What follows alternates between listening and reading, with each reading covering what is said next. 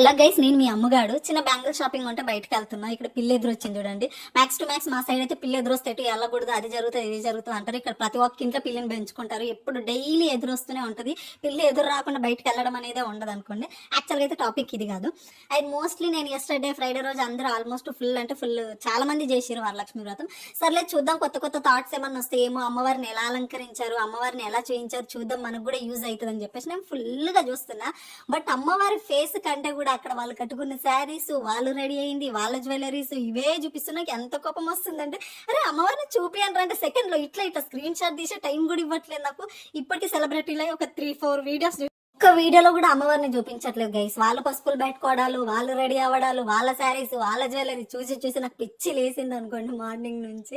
ఏందో చూస్తే అట్లీస్ట్ కొత్త కొత్త థాట్స్ వస్తాయి కదా, అరే వీళ్ళు బాగా పెట్టారు, మనం కూడా అమ్మవారికి ఇది రెడీ చేద్దాం అది రెడీ చేద్దాం అని. అట్లాంటి ఛాన్స్ కూడా ఇవ్వట్లేదు. ఏంటో ఇది పిచ్చిలేస్తుంది నాకు. ఇక్కడ చూడండి, ఇద్దరం కలిసి చాక్లెట్ తింటున్నాం అన్నట్టు ఇడియట్ నేను. ఇప్పుడే షాపింగ్కి వెళ్ళేసి ఇంటికి వచ్చాము. ఫుల్ వర్షం అంటే వర్షం బాగా పడింది. మా ఇంటి ముందు చూడండి, ఇక్కడ ఇదంతా డ్రైనేజ్ అంతా తీస్తున్నారు. ఎంత స్మెల్, ఈ సౌండ్, ఆ స్మెల్ భరించలేకపోతుంది. ఏందో మరి మాకు ఈ గుడ్లకు అస్సలు అంటే అసలు అర్థమైతలేదు నాకు. పోయి ఫెస్టివల్ ముందే ఇదంతా చేస్తున్నారు. ఏమో స్మెల్ అయితే డట్టీగా వస్తుంది, గలీజ్గా వస్తుంది. మరి ఎన్ని డేస్ ఉంటుందో ఇవరకు మనకు కూడా తెలియదు అన్నట్టు. అండ్ వీడియో చూస్తున్నప్పుడు లైక్ చేయండి గైస్, కామెంట్ కూడా చేయండి. మీకు కూడా ఇట్లాంటి ఎక్స్పీరియన్స్ జరిగితే కింద కామెంట్ బాక్స్ లో నాతో షేర్ చేసుకోండి. And thank you so much. Love you all. Bye.